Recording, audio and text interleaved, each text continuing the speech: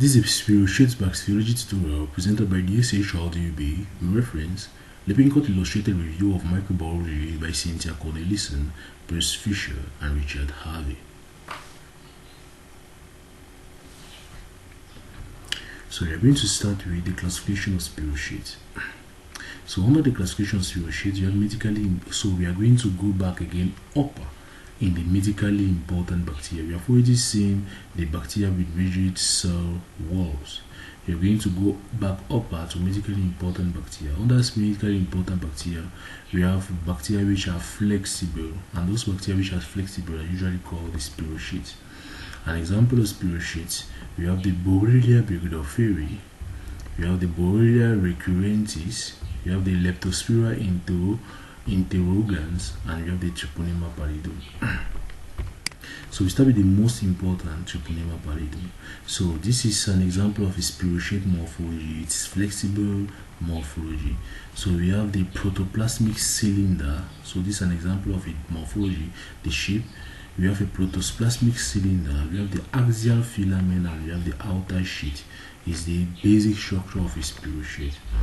So this is a dark field microscopy of the Treponema pallidum. We need to know that you can do a fluorescent dark screen microscopy with Treponema pallidum in order to visualize Treponema pallidum on microscopy. So here there is nothing like gram staining. So do dark field microscopy. So now they need to know these are the clinical stages of untreated syphilis. So untreated syphilis start with inoculation. The second is primary syphilis. The third is secondary syphilis. The next is latent feces syphilis, and the last is tertiary syphilis. Actually, this is an experimental test that was done on blacks. You see, this is a black color. It's an experimental test that was done on blacks in a past clinical testing, which was done on blacks who were slaves. So this actually, though it's used in medicine today, it was a racist approach of experimentation, and this was not quite good. So this is now supposed to be studied now on the ethics of clinical medicines. So medical doctors are not supposed to violate the rights of the humanity in order to do clinical experiments. Maybe we can go far to animals, but human beings, you should not violate the rights of human beings, because mostly this was done as clinical experiments on blacks. Blacks were not treated for syphilis in order to study the natural progress of the disease, and this was a very bad thing. So let's stand all against the racism in the world. Thank you. So we continue with the syphilis staging. So the first thing is inoculation. Is it clear? So when they were doing inoculation in the blacks, the organism they spread to the lymph nodes and the blood. So when after inoculation, at first there were no signs and symptoms in the patient. The second thing, we have primary syphilis. Primary syphilis is mostly typically seen with a cankre, and a cankre is this rash which is seen at the tip of the penis. It can also be seen on the glands of the penis. Is it clear? So it can be seen at the inoculation site mostly. So the inoculation site usually is a sexually transmitted disease. So you may see the cankre at the level of the glands. If you have penetrated through the glands of the penis, you may see it at the level of the labia of the female, or even the vagina of the female. You have the cankre. Now the second thing, so this is the next thing, is that the patient is going to be so after the cankre, the patient is going to be asymptomatic for up to 24 weeks. So after a symptomatic period of up to 24 weeks, is going to enter now in a period of secondary syphilis. So in secondary syphilis is going to be characterized by rash, which is accompanied by hepatitis, syphilitic hepatitis, syphilitic meningitis, and even glomerulonephritis. So these are the phases of secondary syphilis. Then it's going to enter a phase of latent syphilis. Is it clear? The latent syphilis can either be reverted to secondary syphilis, or it can go forward to produce tertiary syphilis. Is it clear? So in latent syphilis, there is no symptom again of syphilis. So we have a patient with treponema pallidum present in latent state, and the period of latent syphilis can stay for up to 3 to 30 years. So a patient with latent syphilis may stay for up to 3 to 30 years. It can either revert to secondary syphilis to produce the different rashes that are going to produce hepatitis, meningitis, and glomerulonephritis, or it may go now to tertiary syphilis. In tertiary syphilis, you have gumas, focal gumas of the skin. You may either have gumas, the gumas of the or you may have also tabes dorsalis. So this lesion may also occur in deep organs. These different gumas may also occur in deep organ. It can also occur in the central nervous system degeneration and ascending aortic aneurysm.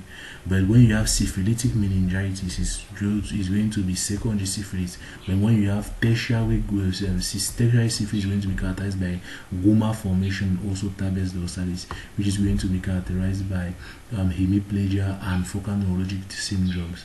Is it clear? So this is so those were the different diseases in syphilis. Now we go to this is now yours in early stages. So this is the incidence of primary and secondary syphilis. Now this is yours, and yours is now due to another microorganism that we're going to see later. So the next disease that we're going to see, this is the specific characteristic of treponema species. So the first thing is that it is gram-negative, but most stains are poorly needed or visualized under by other means. So you can visualize by other means like an immunofluorescence, dark microscopy.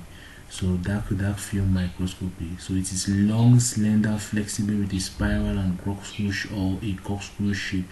Is it clear? The organism are highly motile and does not grow in culture. You cannot produce syphilis in a culture. So this is a primary syphilis form presenting with a crank, that's a painless crank on the penis. So the disease caused by treponema pallidum is going to be syphilis, and the treatment method of syphilis is via penicillins. Now the next is the transmission of Lyme disease. So Lyme disease, you need to know that still the vector of Lyme disease are the tick. Is it clear? And the tick can be transmitted to the rodents, and the rodents can be one of the reservoirs of the tick, and one of the reservoirs of the Lyme disease. The deer are also other reservoir of Lyme disease, and the vector is the tick. So it means that it does not infect the tick, but it can infect the rodent, the deers, which are also the reservoirs. Now the tick now it can infect now the human by doing bite on the human, and now it's going to produce Lyme disease on human being. But Lyme disease on human being cannot be transmitted from person to person. If a tick now is going to an uninfected tick now is going to take is going to bite again another human being, is going to transmit down to an uninfected human being. So that's the life cycle of Lyme disease. So the tick bite. So when the tick bite, this is the stages. After 1 to 4 weeks, when the tick has bitten you, the next thing is the first stage. So you are going to have erythema migrans. Is it clear? So you don't know. So you have erythema migrans. Erythema migrans is just like a bull eye appearance. Is it clear? So you have erythema migrans, which is going to be like a bull eye appearance. It's a red circular rash with a clear center. It's also called a bull eye appearance. So it's a tick. So you have Lyme disease. So Lyme disease also called neuroborreliosis, caused by Borrelia burgdorferi. So you are going to have a tick that is going to bite on the skin, producing erythema migrans, that is also called a bull eye appearance. It's going to have erythematous, it's going to have reddish outer part and a clear center, as you can see here. So this is an example of erythema migrans. See, center is a little clear. It's a bull eye appearance. That's the first stage. So the first stage occurs after 1 to 4 weeks. After now weeks to more, you have the second stage where you can have paralysis of of the central, you can have a paralysis of one nerve, and you can have meningitis in the brain. That's the second stage. Is it clear? So that's why Lyme disease is also called a meningoencephaloneuritis, meaning that you can have problems with the cranial nerve. You can have cranial nerve paralysis, peripheral neural disease, neural disease of the cranial nerve, you can have peripheral neural disease of the spiral nerve, and you can have meningitis. Now, the third stage occurs after months or years, where you are going to have chronic arthritis and central nervous system disease. Now, this is endemic versus epidemic relapsing fever by Borrelia recurrentis. Now, this is not due to Borrelia burgdorferi, but now instead due to Borrelia recurrentis. So in Borrelia recurrentis, you still have a tick bite. So the tick, the rodent is the reservoir. The tick is going to bite the rodent which is infected and then bite man and transmit the disease. So this is the endemic tick-borne disease. Is it clear? So it's due to the tick. Now, in epidemic louse-borne diseases can be transmitted from one human to another human being. In tick-borne disease, transmitted from rodent to human being, but in louse-borne disease, transmitted from one human being to another human being. So one human being in a poor hygienic condition is going to be bitten by a louse, and then that human being is going to be infected. So when the louse when an uninfected louse bites an infected human being, is going to become a vector, and then it's going to transmit again to another uninfected human being. So that's the difference between tick-borne and louse-borne disease. All of them are going to result from Borrelia recurrentis. Is it clear? All of them will result from Borrelia recurrentis, and they are just the endemic and the epidemic form of Borrelia recurrentis. So what are the clinical staging of relapsing fever? So relapsing fever is due to Borrelia recurrentis. So Borrelia, so we have the first. So this is why it is called relapsing fever, because there are the certain times where you have the fever and certain times where there is not.